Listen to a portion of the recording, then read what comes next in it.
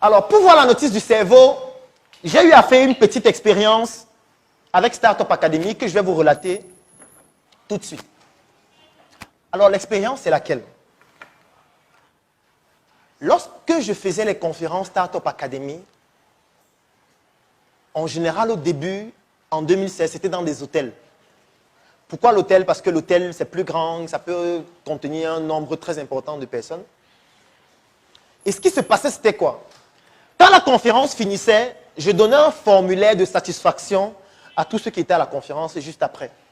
Dans le formulaire, je leur posais les questions, par exemple, comment vous avez trouvé la conférence? Et voici les réponses que les gens me donnaient majoritairement. Les gens me disaient, la conférence était intéressante. La conférence était inspirante. La conférence était enrichissante. Vraiment, le jour de cette conférence-là, c'est le jour où j'ai eu le déclic. En fait, voilà le vocabulaire des mots qui revenaient prioritairement à la fin de la conférence. Et ce que je faisais, c'est que 3 semaines après la conférence, je prenais le même échantillon de personnes qui avaient répondu au formulaire et je leur posais maintenant des questions sur qu'est-ce que vous avez retenu de la conférence que nous avons vue il y a de cela 3 semaines. Et les réponses étaient pratiquement les mêmes. C'est-à-dire les gens disaient toujours non, vraiment c'était très inspirant, c'était une très belle conférence. Vraiment l'orateur il était très fort. Et ça a commencé à m'inquiéter parce que je l'ai fait 1 fois, 2 fois, 10 fois, 20 fois, 30 fois et c'était toujours la même chose. Et j'ai commencé à m'inquiéter que mais attention, est-ce que tu as payé pour assister à une conférence pour dire à la fin qu'elle était enrichissante? Est-ce que tu as payé pour assister à une conférence pour que 3 semaines après tu dises que l'orateur était fort? Est-ce que c'est pour ça que tu as payé?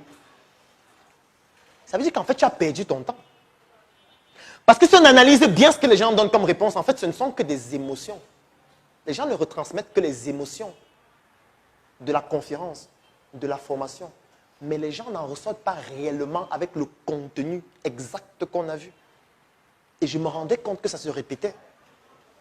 Et pour moi, c'était un problème parce que si quelqu'un paye pour une formation, il faut qu'il en ressorte avec le contenu qui va lui permettre d'améliorer la meilleure version qu'il doit devenir de lui-même. Et moi, je comprenais qu'en fait, les gens perdaient leur argent. Parce que les gens payaient, mais à la fin, ils n'en ressortaient qu'avec les émotions.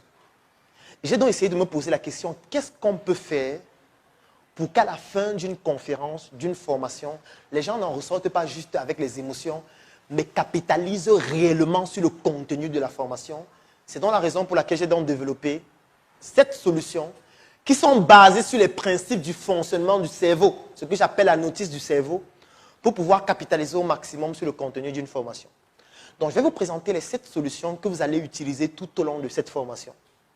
Parce que si je vous présente ça, c'est pour que dès demain, vous commencez à appliquer ça tout au long des unités que nous allons voir, pour qu'à la fin des 1 mois, quand on vous demande, vous avez fait la formation d'1 mois, qu'est-ce qu'il en est? Non, c'était une belle formation. Vraiment. C'était... L'orateur, il maîtrise beaucoup de choses. Mais est-ce que tu as payé pour dire que l'orateur maîtrise beaucoup de choses? Ça ne sert à rien. Vous n'êtes pas là pour être des suiveurs.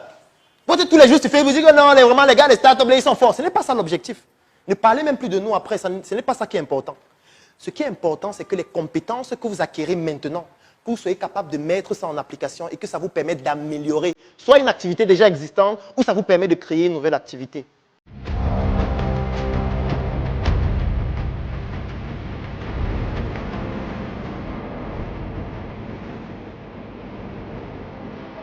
Vous êtes en train de rechercher un business model, il y a des choses qu'on ne fait jamais. Première chose qu'il ne faut pas faire, c'est prendre un local. Quand on n'a pas de business model, on ne prend pas de local. Jamais. Deuxième chose qu'il ne faut pas faire, c'est de prendre des employés.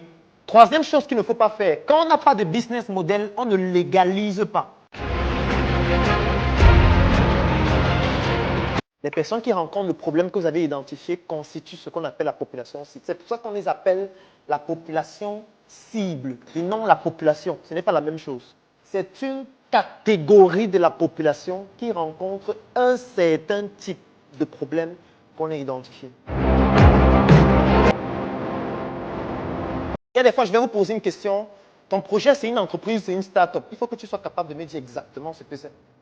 Parce qu'en fonction du fait qu'il s'agisse d'une entreprise ou d'une start-up, la méthodologie ne sera pas la même. Ça sera différent. Si vraiment tu es en train de développer un projet de start-up et que tu n'as pas de business model, sur le plan réel, il est impossible pour toi d'avoir des employés. Si tu as des employés, c'est que tu as une source d'argent externe.